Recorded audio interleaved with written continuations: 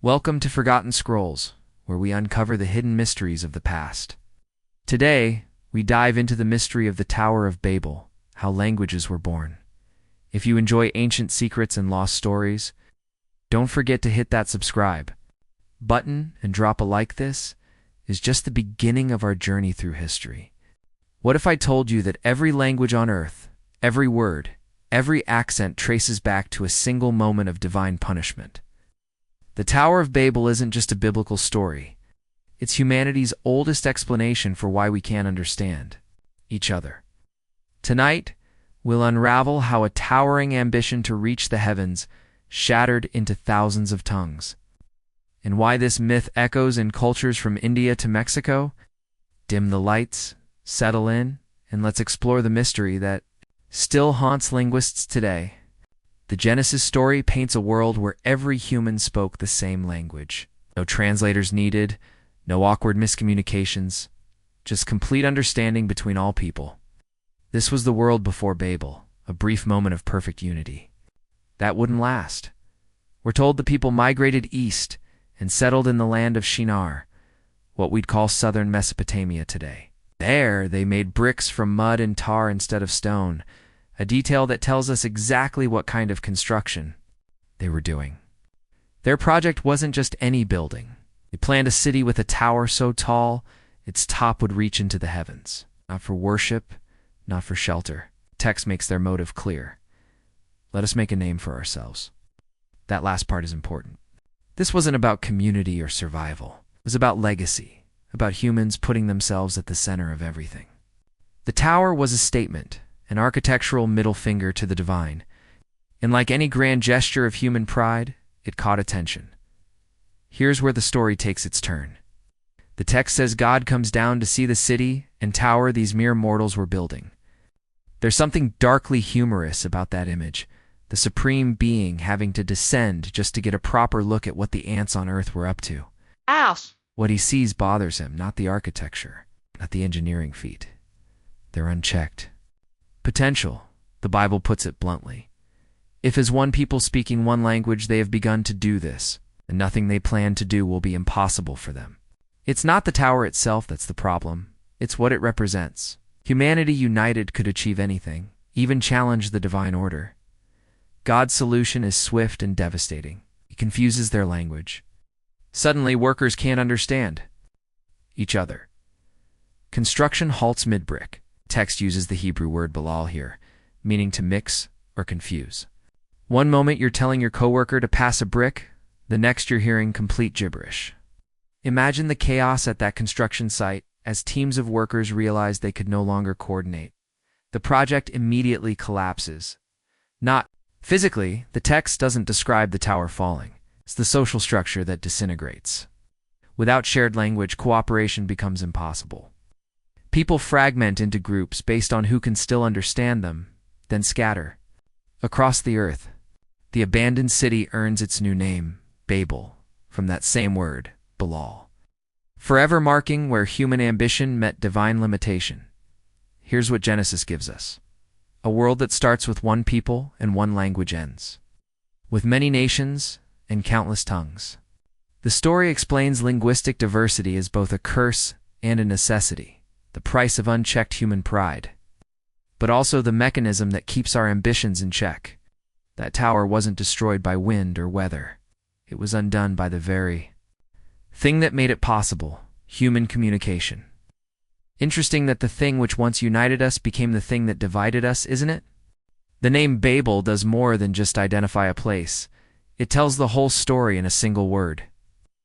Genesis makes this clear when it says the city was called Babel, because there the Lord confused the language of all the earth. But there's a catch. The original name of the city wasn't about confusion at all. In ancient Babylon, the locals called their city Babalu, which translates to Gate of God. That's a far cry from the meaning Genesis gives it. You can still see this original meaning preserved in the Hebrew Bible when it mentions Babylon elsewhere. So why the disconnect between what the Babylonians called their city and what the Hebrew writers called it in this story? Here's where language plays tricks. The Hebrew word balal means to confuse or to mix. You hear it in the text when God decides to belie their speech. The writers are making a pun, twisting the foreign name Babalu into something that sounds similar but carries the exact meaning of what happened there. It's like renaming New York to New Work after some major employment disaster. This wordplay isn't just clever, it transforms the tower's entire meaning. That original name, Gate of God, suddenly becomes ironic. These people tried to build a gateway to heaven, and all they got was linguistic chaos. The biblical writers take the proud name of a powerful city and turn it into a cautionary label. The genius is in how this works on multiple levels. When later readers or listeners heard Babel, they'd think of both the original city and its ruined state. The name becomes a reminder that human plans don't always work out as intended. That lofty gate of God became remembered instead for the moment communication collapsed. Interestingly, this technique wasn't unique to the Babel story. Ancient Hebrew writers often played with names this way. Places and people get names that reflect their destinies or crucial moments in their stories. But Babel stands out because it takes an existing, well-known city and rebrands it through wordplay. The name also carries a subtle dig at Babylon itself. Later in the Bible, Babylon becomes synonymous with oppression and exile for the Hebrew people. By giving its tower story this twist, the writers may have been undermining Babylon's prestige centuries before its empire would trouble them. The mighty city of gods gets remembered instead for its failure. There's another layer, too. The confusion of languages at Babel creates the diversity we know today. So the name doesn't just mark failure, it marks a turning point in human history. From that moment on, we've been a species divided by speech, always struggling to bridge the gaps between our tongues. Think about how we still use the word Babel today. When a room fills with voices speaking different languages, we call it a Babel of sound. The name has outlasted the empire, the tower, even the original story. That's the power of a good pun. It sticks in the mind and shape how we see the world. The next time you struggle to understand someone speaking another language, remember we're all still living in the shadow of that tower. Not the physical one that may or may not have existed, but the linguistic one that definitely did. Every mistranslation, every confused look between tourists, every diplomatic headache, they all trace back to this moment when human speech shattered like glass. The biblical Tower of Babel might sound like pure mythology, but it likely had a real-world inspiration, the ziggurats of ancient Babylon. These step temples dominated the Mesopotamian skyline, towering over cities with their massive brick structures. The most famous, called Etemenanki, stood in Babylon itself. Its name translates to House of the Foundation of Heaven and Earth, a description that matches the biblical tower's ambition to reach the heavens. Archaeologists have pieced together what this structure looked like from ruins and ancient descriptions. The Etemenanki rose about 300 feet high, massive for its time, with 7 terrace levels, each painted a different color. A shrine to the god Marduk sat at its peak, where priests performed rituals. The construction would have required thousands of workers hauling mud, bricks, and bitumen, exactly like Genesis describes. But why would a Babylonian temple become the basis for a story about divine punishment? The answer lies in Babylon's complicated relationship with its enemies.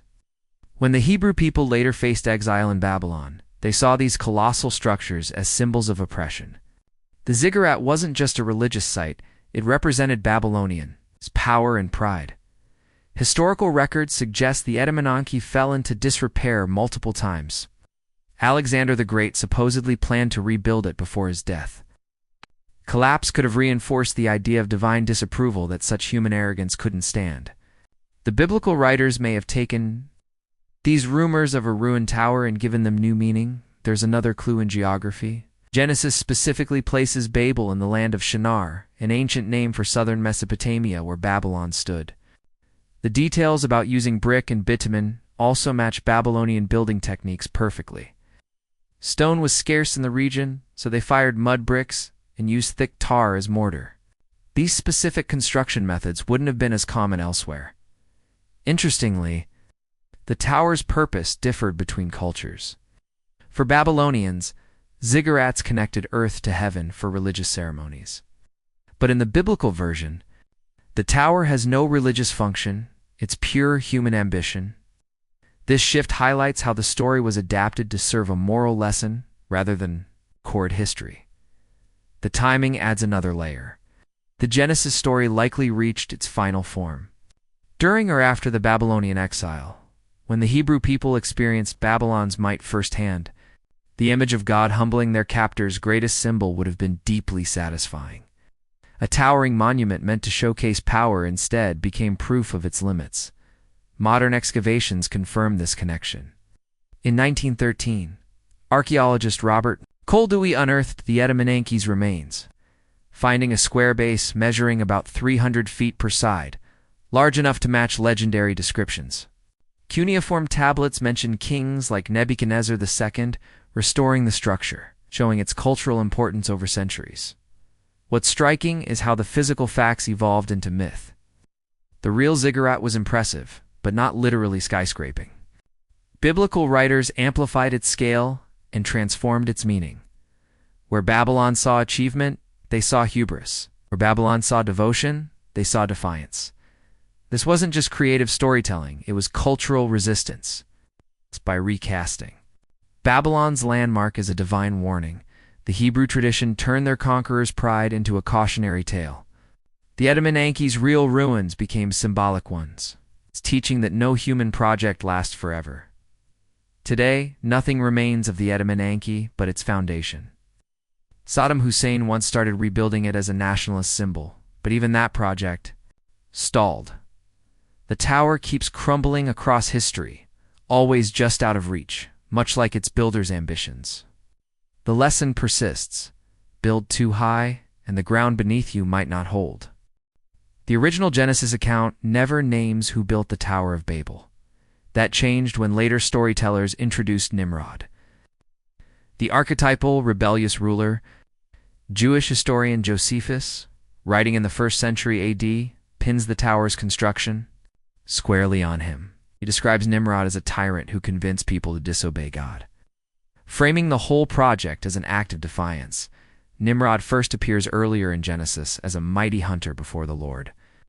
But his connection to Babel comes from later interpretations. Ancient rabbinical texts expand his role, painting him as the driving force behind the tower. One tradition claims he wanted to build it high enough to survive another great flood, as if humans could outsmart divine judgment. Others say he installed his throne at the top, declaring himself a god. These details transform the story from a collective failure to one man's hubris. The choice of Nimrod as villain makes strategic sense. His name comes from the Hebrew word merid, meaning to rebel. He's remembered as the founder of Babylon in Genesis 10, so connecting him to its most famous structure creates narrative symmetry. Ancient audiences would recognize him as the archetype of human arrogance, a king so proud he challenged heaven itself. Medieval Christian writers ran with this interpretation. Dante places Nimrod in hell as a giant babbling incoherently, forever punished for his linguistic meddling. Islamic tradition calls him Namrud, recounting how he persecuted Abraham for challenging his authority. Each version reinforces the same idea: unchecked power leads to ruin. But why add a villain when the original story works fine without one? The expanded legend serves a moral purpose. A faceless crowd building a tower makes for vague symbolism. A tyrannical king rallying people to defy God. That's a clearer cautionary tale. Nimrod represents how power corrupts, how rulers can manipulate unity into something dangerous. There's historical context too. Josephus wrote, after Rome destroyed Jerusalem, when Jewish communities feared cultural assimilation, Nimrod reflects real anxieties about losing identity under empire. The message resonates. Unity under a tyrant isn't strength, but slavery in disguise. Some traditions go further, claiming Nimrod survived the language confusion by keeping his original speech Hebrew. This creates a direct link between linguistic purity and moral righteousness. It also explains why his name sounds like the Hebrew word for rebellion. Every element reinforces his role as the instigator of chaos. The expanded Nimrod legend reveals how stories evolve to meet new needs. Genesis gave a simple explanation for language diversity. Later tellers needed a villain to embody contemporary fears about power and cultural survival. Nimrod became that vessel, a warning that some unity comes at too high a cost. Artistic depictions drive this home. Renaissance paintings show Nimrod overseeing construction like a slave driver, whip in hand. Modern fiction casts him as the first totalitarian ruler, using the tower to control his subjects. Each era retools the myth for its own concerns. But the core remains. Challenge the natural order. Things fall apart. Interestingly, none of this appears in the Bible itself. The original text never blames any individual for Babel. That silence speaks volumes. Maybe the lesson wasn't about one man's pride, but humanity's collective tendency to overreach. Later, writers couldn't resist naming names. But perhaps the greater wisdom lies in recognizing that all of us, not just tyrants, are capable of building towers we can't complete. The next time you hear someone lament how divided our world is, remember Nimrod, not as a historical figure, but as a symbol. He represents the temptation to force unity from the top down, to seek glory rather than understanding. The tower wasn't just bricks and mortar, it was a monument to the idea that might makes right. And its ruins remind us how fragile that idea really is. The Bible's Tower of Babel story feels unique, but it's actually part of a pattern. Cultures across the world tell versions of this tale. Humanity reaches too high, and the gods knock them back down. Take Hindu mythology, where a giant world tree grows at the center of the earth. Its branches stretch toward heaven, threatening to envelop the sky. The god Brahm can't have that. He chops the tree down, and as the branches fall, they transform into different species. Suddenly, humans speak different languages, follow different customs. Sound familiar? It's the same basic plot as Babel, just swapping a tower for a tree. The Maya had their own version too, according to their legends. After a great flood wiped out most of humanity, the survivors decided to build a massive tower. Their goal? Reach the heavens and create a safe haven in case the gods sent another flood. Bad move. The gods retaliated by burning the tower and scattering the builders across the earth. Each group received their own language, making cooperation impossible. Notice how this mirrors both the biblical flood narrative and the tower story combined into one. These stories share the same blueprint: human ambition, divine punishment, linguistic fragmentation. The details change depending on the culture's environment and values. Societies with great stone buildings tell tower stories. Forest cultures tell tree stories. But the core warning remains constant. Don't overreach. The Greek version involves the Titans stacking mountains to storm Olympus. Native American tribes tell of people building mounds tall enough to reach the spirit world. Even the Maori recount how their ancestors shared language fractured during a great migration. The specifics don't matter as much as the pattern. Everywhere you look, ancient cultures explain language diversity through stories of punished ambition. You might wonder if these myths emerged independently or spread through contact. Here's the thing. Many developed thousands of miles apart with no evidence of cultural exchange. It suggests something deeper is going on. These stories tap into a universal human anxiety about unity and division. Every society needs to explain why we can't all understand each other and why cooperation breaks down. Failed construction projects make great metaphors for that. There's also the recurring flood element seen in the Mexican version and others. Many cultures link language dispersion with surviving catastrophe. It's as if humanity restarts after disaster, but this time with built-in limitations. The gods seem to say, "We'll let you live, but never like that again." One key difference is how cultures view the outcome. The biblical version presents language fracture as pure punishment, but some traditions suggest benefits to diversification. Certain Native American stories frame it as the god's gift. Different tongues encourage different perspectives, enriching human experience. The Maya version even hints language barriers protect humans from learning too much divine knowledge. These variations reveal cultural attitudes. Societies under threat emphasize the punishment angle. More secure civilizations sometimes find value in the resulting diversity. The same basic story adapts to different worldouts. Today we understand language evolves gradually, not through divine intervention. But these myths still resonate because they address real human fears, isolation, misunderstanding, the limits of our abilities, that towering ambition to reach beyond our grasp. That part feels very modern. Maybe these stories endure because we still see Babel situations everywhere. Ambitious projects collapse when communication fails. Grand visions shatter under the weight of human nature. The next time you're in a meeting where no one seems to speak the same language, remember, this problem is ancient. The names and settings change, but the story stays the same. What's fascinating is how each culture adds unique flourishes while preserving the core. The Hindu version has philosophical depth with its world tree symbolism. The Mexican story ties language to survival strategies. The biblical account connects linguistic diversity specifically to urban civilization. Same ingredients, different recipes. These myths remind us that before linguistics existed, humans still sought explanations for their fractured world. They looked at towering structures in their cities or giant trees in their forests and thought, here's where it all went wrong. Whether that tower ever existed matters less than why we keep telling stories about it. Peter Bruegel, the Elder's 1563 painting of the Tower of Babel, does something remarkable. It takes an ancient story and makes it feel immediate.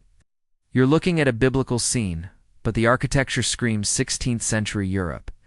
The tower resembles the Colosseum in Rome, spiral ramps and all, except it's scaled up to impossible proportions. Workers swarm like ants across its surfaces, hauling stones, operating cranes, laying bricks. The scale is overwhelming. The tower dwarfs the city around it. The harbor full of ships looks like toys. Yet despite hundreds of laborers, the top remains unfinished, jagged like a broken tooth. Bruegel shows human ambition at its most grandiose. And futile? Look closer, and you'll spot the problems. Precarious sections lean precariously. Building materials are stockpiled haphazardly. The lower levels already show cracks. Bruegel includes these details to show how the project is doomed long.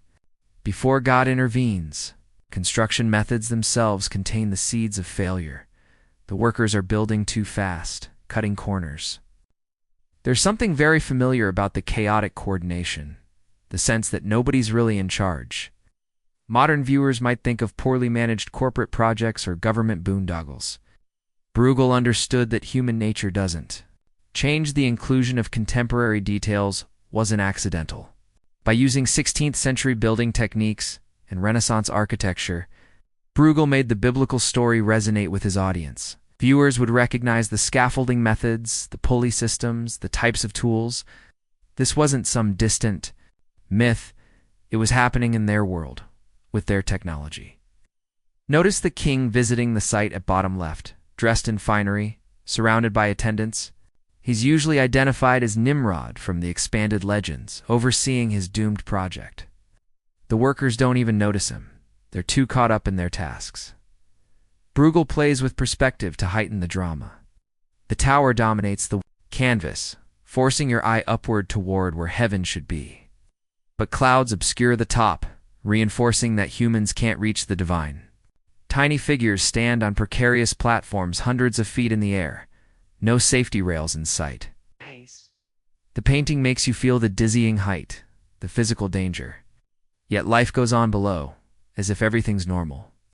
Farmers till fields near the tower's base. Merchants sell goods in the shadow of this colossal failure. Bruegel captures the absurdity of human projects. We build our towers while pretending they'll last forever. The color palette tells its own story. Earth tones dominate, browns, ochres, dull reds. This isn't a gleaming monument, but a muddy, sweaty construction site. Only the king's entourage wears bright colors, emphasizing how detached rulers are from reality. The sky is overcast, not the celestial blue you might expect. Bruegel avoids mystical elements entirely. No angels or divine light. The punishment isn't shown because it's unnecessary. The tower's flaws are human-made. What's most striking is how Bruegel predicts the moment before collapse. The painting freezes time just before everything goes wrong. Workers continue their oblivious labor. Ships still deliver supplies. Nobody seems to notice the structural weaknesses. It's a universal human moment that paused before consequences hit. Viewers in 1563 would have recognized this pattern from their own lives, their own failed projects. Today we see it in bankrupt companies still holding shareholder meetings, in doomed policies still being implemented. Bruegel's genius was understanding that the Tower of Babel isn't about God's punishment, it's about human self-sabotage. When you view the painting at the Kunsthistorisches Museum today, that message still lands. The tower feels less like an ancient myth and more like a mirror.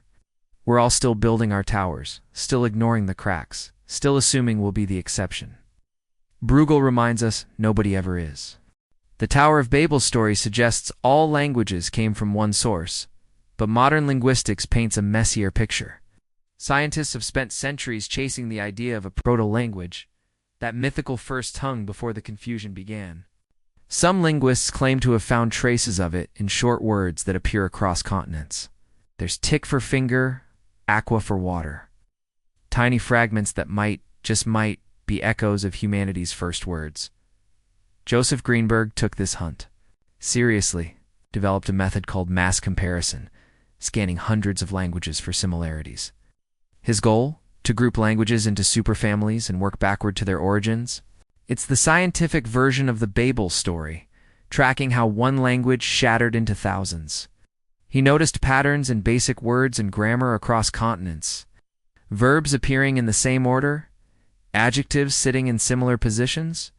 Enough to make him think there might be a method to the linguistic madness. Then came Merritt Rulin, Greenberg's successor in this strange quest. He proposed 27 proto-words from our deepest linguistic past.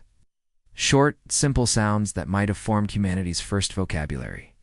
He imagined proto-world speakers putting subjects before objects, adjectives before nouns, a grammar frozen in time, waiting to be decoded. For a moment, it almost made sense, like finding pieces of some ancient puzzle scattered across the globe. But here's where the scientific community started shaking their heads. Most linguists dismissed mass comparison as pseudoscience. They pointed out problems those short words could just be coincidence. Languages borrow from each other constantly. Maybe teak spread through trade routes rather than descending from some primordial tongue. The meanings shifted too much. One scholar's finger was another's toe or point. The similarity started looking more like wishful thinking than real evidence. Mainstream linguists put a hard limit on how far back we can trace languages. Around 6,000 to 10,000 years, that's the cutoff. Beyond that, words change too much to track reliably. Grammatical structures evolve beyond recognition. It's like trying to reconstruct a whisper passed through 100 people. The original message gets lost in the noise. The real kicker? Even if proto-world existed, it probably wasn't the only language at the time. Early humans likely spoke dozens of tongues, not one. Linguistic diversity might be older than civilization itself. That blows a hole straight through the Babel story, which assumes unity came first. What remains is a gap between what we want to believe and what the evidence shows.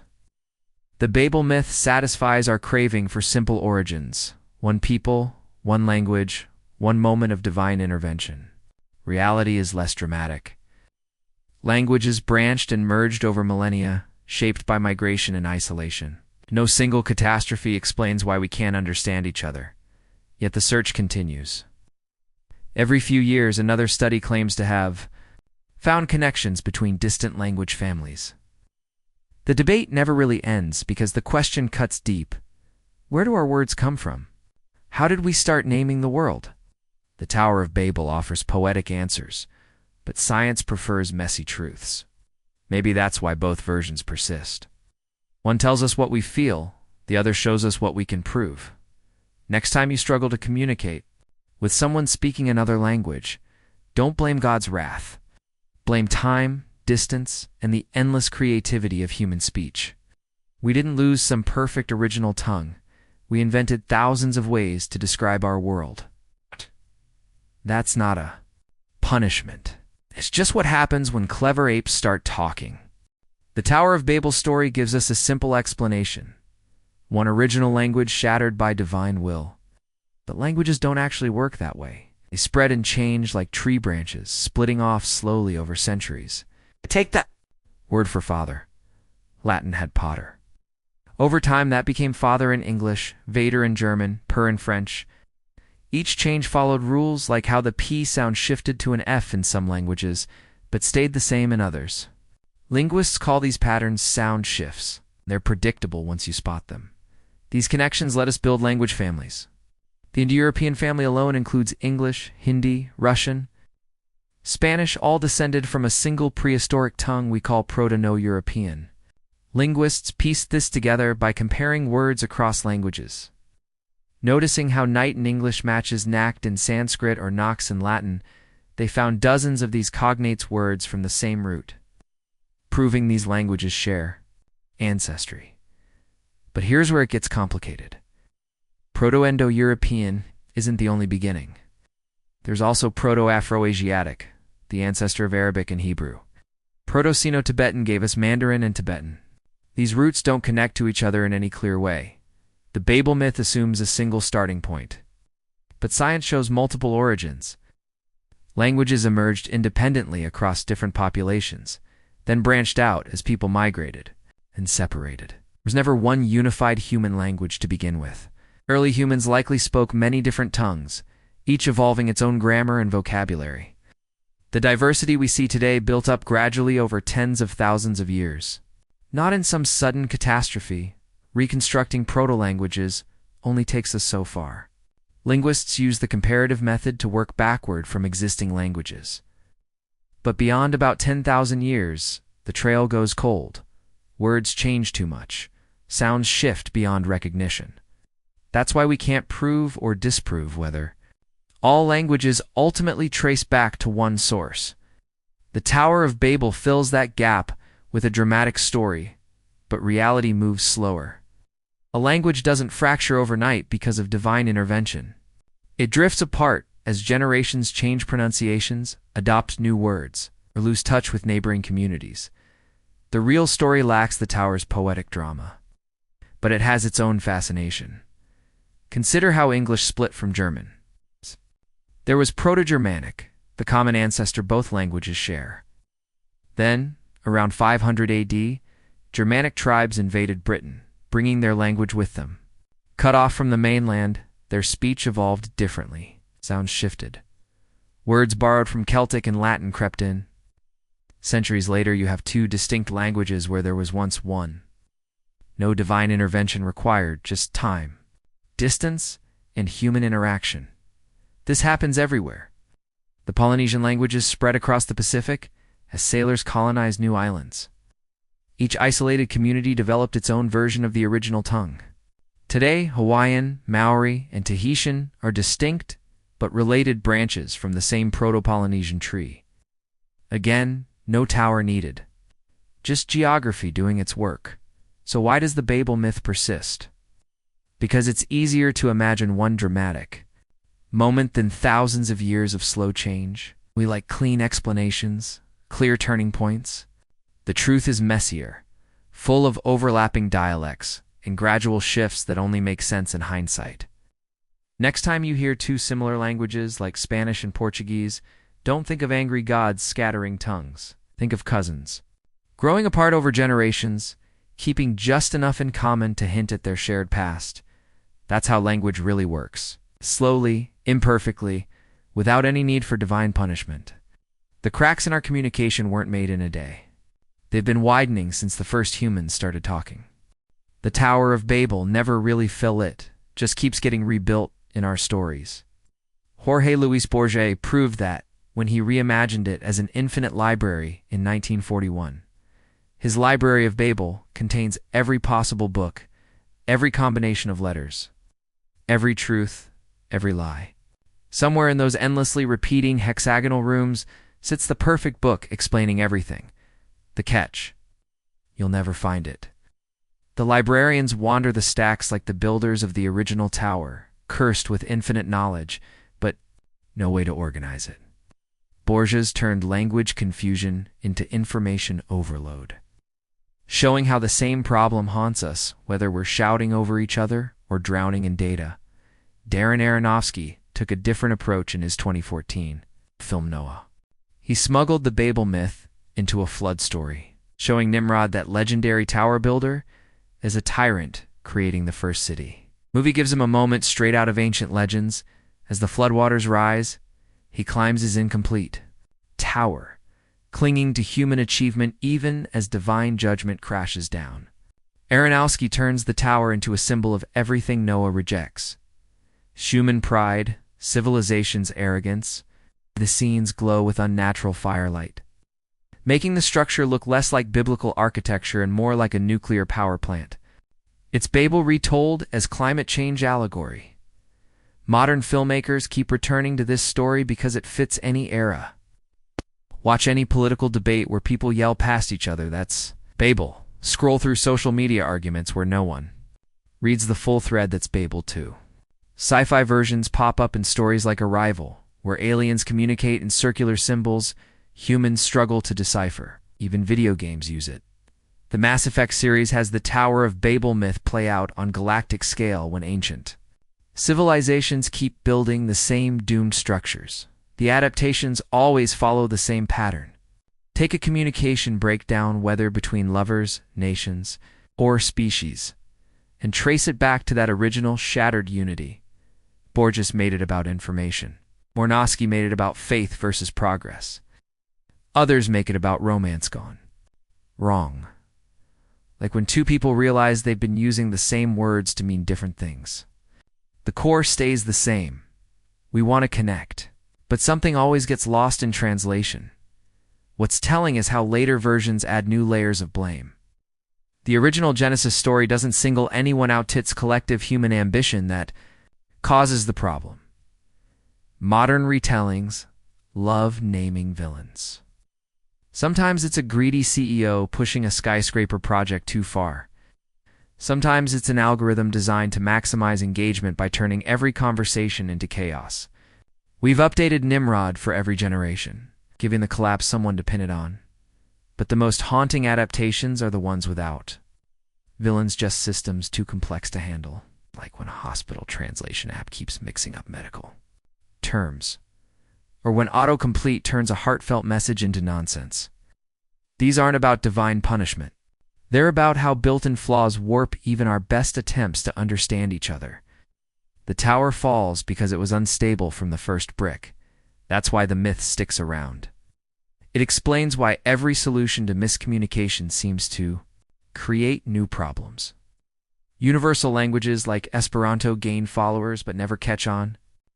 Translation software gets better but still mangles poetry. We keep building new tower social networks, diplomatic frameworks, scientific collaborations, only to watch them fracture under their own weight. So next time you watch a movie where characters can't get through to each other, or read a book about society collapsing into factions, you're seeing Babel's shadow. The names and settings change, but the structure holds. Something about human nature keeps drawing us back to that moment when words failed. Maybe because we're still living through it, still laying bricks, still shouting over the noise, still wondering why no one understands. The Tower of Babel sticks with us because it's not just about why we speak different languages. It's about every time you've ever been misunderstood, every project that fell apart because no one was on the same page. That moment in the story where the workers suddenly can't understand each other. We've all been there, maybe not with divinely imposed language barriers, but in meetings where it feels like everyone's speaking a different dialect, or family arguments where the same words mean completely different things to different people. The myth works because it takes that universal, its frustration, and gives it an origin story. What's surprising is how the story flips what seems like pure punishment into something more complex. Yes, the tower's collapse scatters people and creates confusion, but it also creates diversity. Think about it: if everyone kept speaking the same language, sharing the same ideas, would human culture have developed so differently across the world? The story suggests our divisions aren't just obstacles. They're what make us interesting. There's a weird comfort in that. When you struggle to order food in another country or misread a translation, you're not failing, you're participating in an ancient human tradition. The myth also speaks to deeper fears about ambition. That image of the unfinished tower works because we've all had projects that got too big. It's relationships that collapsed under their own weight. The builders wanted to reach heaven, but more than that, they wanted to stay together. There's something poignant about that. Humans are always trying to build things that last, whether it's cities, or relationships, or social movements. The tower reminds us how fragile those constructions are. One miscommunication, one shift in understanding, and the whole thing can come apart. Strangely, the story feels more relevant now than ever. We live in a world with more ways to communicate than any civilization in history, and somehow we understand each other less. Social media algorithms create linguistic bubbles, where words take on different meanings for different groups. International collaborations collapse over cultural misunderstandings. The modern versions of Babel don't need divine intervention. We're building them ourselves. One unread email and mistranslated contract at a time, but here's what the story gets right that we often miss. Confusion breeds creativity. The scattering of languages forced humans to develop new ways of thinking, new ways of solving problems. The same thing happens today when people from different backgrounds collide. Awkward translations lead to unexpected ideas. Miscommunication forces clarity. The story frames this as punishment. But look closer, and you'll see it's also adaptation. That's why artists and writers keep returning to Babel, not because it explains where languages came from, but because it captures something true about human nature. We're always reaching for something just out of grasp, whether it's perfect understanding or absolute unity. And we're always failing in interesting ways. The unfinished tower stands as a monument to that cycle, not just as a warning. But as proof, we keep trying. So next time you're stuck in a conversation where no one seems to get your point, remember, this is older than history. The confusion isn't the end of the story. It's where the interesting parts begin. Languages divide us, but they also give us new ways to think. The tower fell, but look at what grew from its shadows. Thousands of ways to say hello. To argue to create all because once long ago, a group of builders couldn't agree on what to call a brick. The Tower of Babel isn't about gods versus humans. It's about us. That moment when words fail, when plans collapse because no one's on the same page. We've been rebuilding that tower ever since, whether through skyscrapers or social networks. Bruegel painted it, Borges rewrote it, scientists debate it. But the core stays the same. Reach too high, and things fall apart. Yet here's the twist. The confusion created something new. Thousands of ways to say rain or love. The tower crumbled, but the fragments became something richer. So next time you struggle to be understood, remember, that's not the end. It's how we begin. The Tower of Babel may remain a mystery, but its echoes are still with us in every language, every word, every story. Thanks for watching Forgotten Scrolls. If you enjoyed this journey into the past, make sure to like, subscribe, and share, so we can keep uncovering more ancient secrets together. Till next time, keep the scrolls unrolled.